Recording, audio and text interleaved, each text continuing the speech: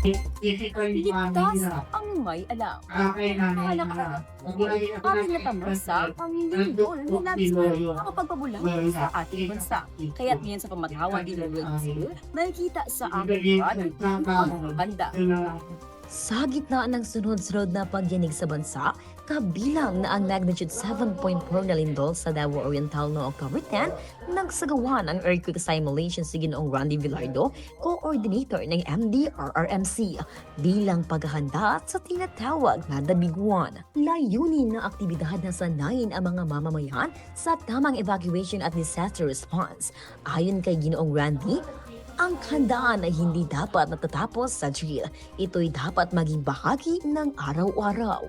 Kasama rin natin ngayon si Janine De La Rupay, isang estudyante rito sa Pamatawan Integrated School. Ayan, bilang estudyante, ano ba yung mga paghahanda na dapat yung gawin?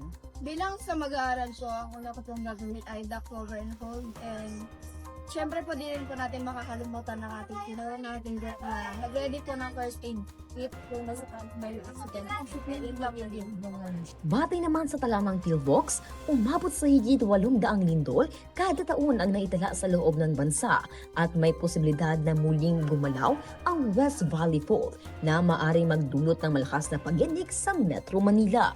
Sa ganitong mga pagsasanay, ipinapaalala ng MDRRMC na ang kaligtasan ay responsibilidad sa Ayan, ngayong umaga po kasama po natin si Sir Randy Villardo. Isa po siyang officials ng MDRRMC. Ayan, Sir, ano po ba yung mga step-by-step procedures na kailangan naming alamin dahil para po sa darating na lindol? Kasi hindi po talaga natin inaasahan yan eh. So dapat po meron tayong mga simulation or mga earthquake drill na ginaganap dito sa either sa school or dun sa barangay or sa mga opisina na pwedeng announce or unannounced.